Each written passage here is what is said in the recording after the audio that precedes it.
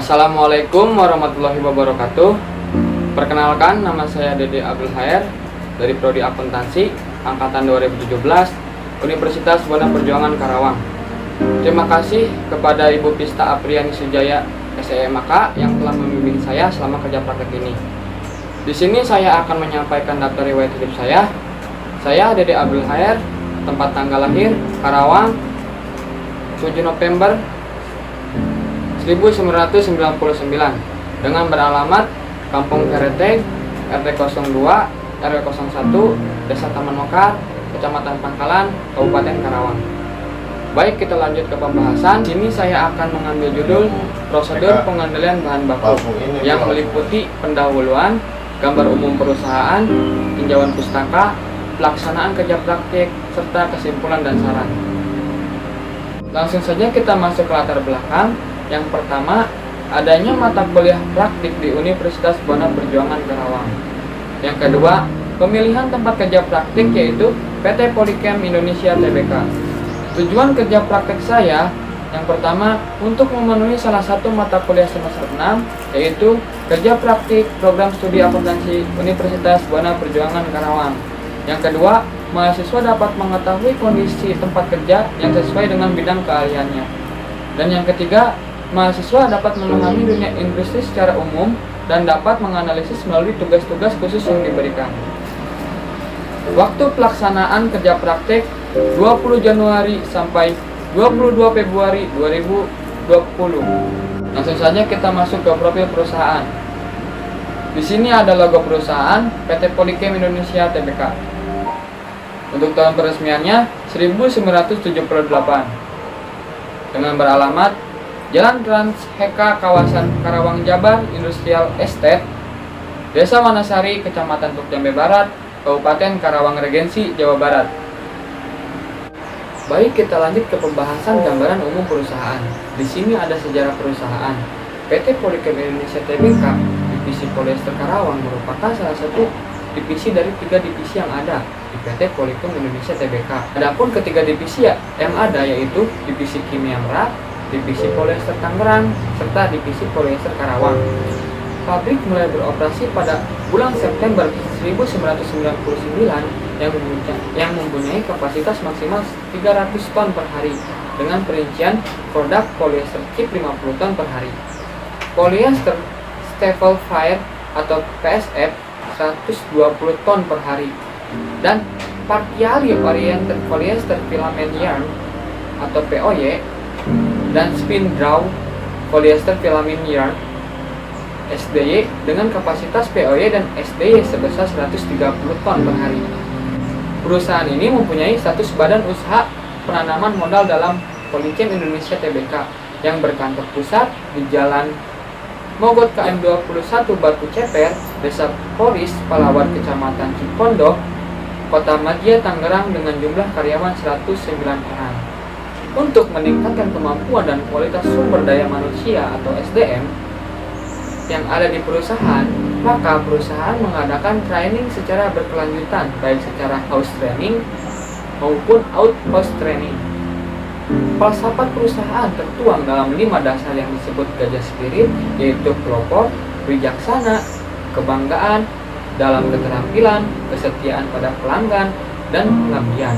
Demikian sekilas usulan sejarah berdirinya PT Polychem Indonesia Tbk. Selanjutnya di sini ada visi misi PT Polychem Indonesia.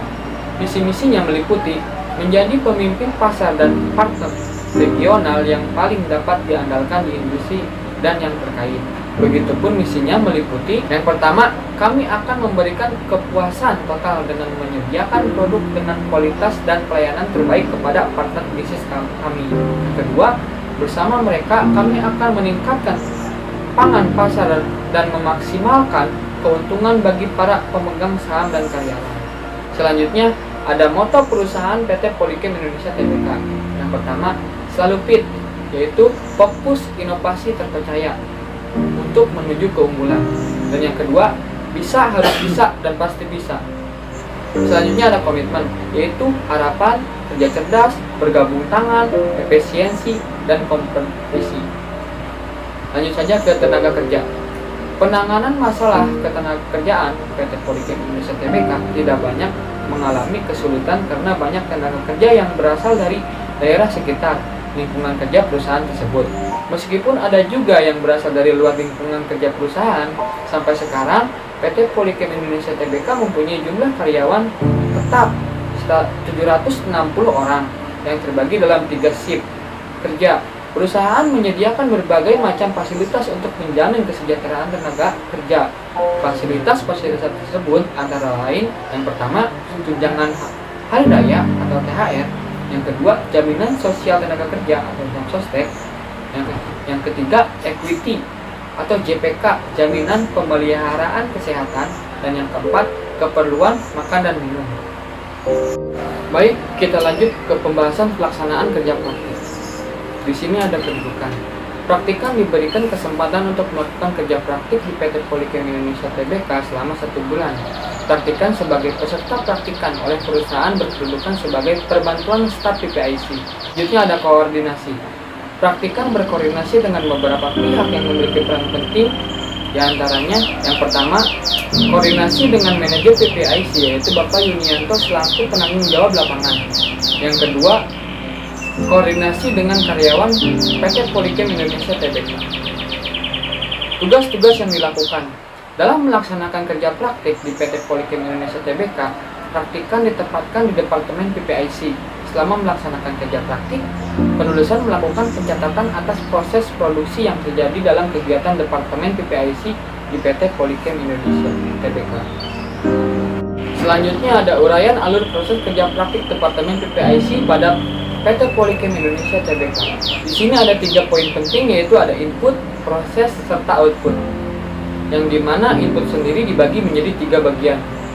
Bagian marketing, bagian gudang jadi, serta bagian gudang raw material. Untuk proses yaitu ada PPIC, serta untuk output yaitu ada produksi serta purchasing.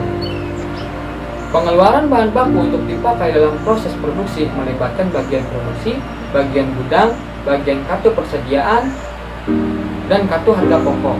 Berikut pelaksanaan kerja Departemen PPIC dan prosedur pengendalian bahan baku dari gudang sebagai berikut. Yang pertama, bagian marketing memberikan formulir bukti permintaan pesanan sekurang-kurangnya dalam rangka 3, kemudian diserahkan pada Departemen PPIC.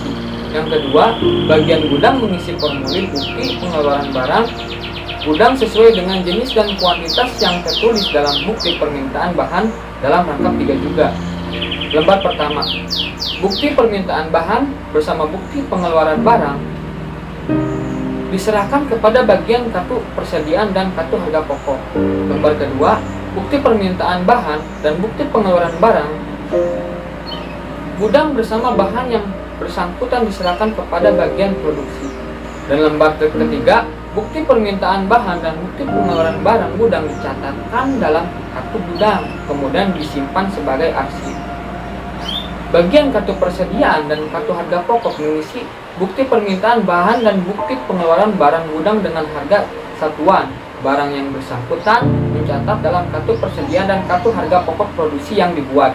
Kemudian, bukti permintaan bahan dan bukti pengeluaran barang gudang yang bersangkutan diserahkan kepada bagian jurnal untuk dicatat dalam buku jurnal Departemen PPIC. Akan merekap hasil laporan pemesanan dan bahan baku dari gudang untuk dikirimkan ke bagian produksi dan akan diproses produksi. Selain itu, PPIC akan memberikan berkas laporan dan penggunaan maupun pembelian bahan baku kepada purchasing atau perencanaan produksi sehingga akan menghasilkan laporan produksi dan biaya produksi dari bagian purchasing atau produksi tersebut. Permasalahan. Berikut konflik permasalahan yang ditemukan oleh praktikan antara lain berkaitan dengan prosedur pengendalian bahan baku di perusahaan PT Polychem Indonesia Tbk. Yang pertama, PT Polychem Indonesia Tbk cenderung terlalu memiliki persediaan barang produksi dalam jumlah berat yang diakibatkan dari produksi yang melebihi target dan rata-rata produksi. Yang kedua, kurangnya komunikasi antara PPIC yang menjembatani antara marketing dan produksi juga akunting dalam perhitungan biaya bahan baku. Dan yang ketiga, Kurangnya pengendalian internal antara departemen produksi karena tidak adanya otorisasi penggunaan bahan baku yang memungkinkan adanya penyalahgunaan bahan baku dan departemen marketing atas permintaan pesanan customer. Juga departemen PPIC dalam perencanaan pengendalian bahan baku dan departemen akunting dalam pencatatan biaya bahan baku pada PT Polychem Indonesia. Selanjutnya ada resolusi. Berdasarkan permasalahan di atas, solusi atas kendala yang ditemukan adalah dengan mempunyai target ataupun rata-rata aktivitas dalam kegiatan masing-masing departemen. Kalaupun diharuskan melebihi target maupun rata-rata produksi, publikasi operasional harus adanya komunikasi dan penyelesaian masalah dari departemen marketing dan departemen akunting, sehingga tidak adanya penyalahgunaan dalam pengelolaan persediaan maupun jumlah produksi pada setiap produksi yang dibuat maupun persediaan yang dimiliki. Maka perlu adanya pengendalian terhadap bahan baku yang selanjutnya harus ada otorisasi dalam bagian kepala produksi atas permintaan dari departemen marketing maupun departemen akunting atas setiap produksi yang dibuat, sehingga akan ada titik temu yang baik dalam pengendalian internal atas kedua departemen tersebut yang memiliki tujuan yang berbeda. Maka setelah hal tersebut dilakukan, harus adanya persetujuan dalam departemen PPIC atas keseluruhan permintaan, terlebih dari departemen produksi yang memberikan otoritas atas permintaan produk yang akan dibuat. Dengan demikian, hal tersebut mengacu pada kapasitas persediaan dan mesin yang akan digunakan oleh departemen produksi. Kesimpulannya adalah, yang pertama, PPIC merupakan komponen penting dalam sebuah perusahaan. Berdasarkan permasalahan tersebut, penulis tertarik untuk mengambil judul prosedur pengendalian bahan baku. Yang kedua, dalam upaya memberikan saran dan masukan atas penyelesaian masalah yang didapat dalam departemen PPIC, PT Polychem Indonesia Tbk untuk bisa menerapkan keilmuan dari bangku perkuliahan sehingga diharapkan mampu diterapkan dan menjadi penyelesaian masalah tersebut. Sarannya adalah, dari hasil kerja praktik yang dilakukan alangkah baiknya dalam struktur departemen PPIC dapat meningkatkan sistem pengendalian bahan baku, juga menerapkan dan menjalankan prosedur pengendalian internal dalam pengendalian bahan baku. Dapat ditingkatkan kembali komunikasi yang saling berkaitan antara departemen PPIC dengan produksi dan marketing. Diperlukan pula otorisasi penggunaan bahan baku agar meminimalisir penyalahgunaan bahan baku. Demikian pemaparan presentasi laporan kerja praktek saya yang berjudul prosedur pengendalian bahan baku ini. Semoga apa yang saya jelaskan bisa bermanfaat bagi teman-teman sekalian. Dan jika ada kesalahan kata, saya pribadi meminta maaf yang sebesar-besarnya. Saya tutup presentasi laporan kerja praktek ini. Terima kasih. Wassalamualaikum warahmatullahi wabarakatuh.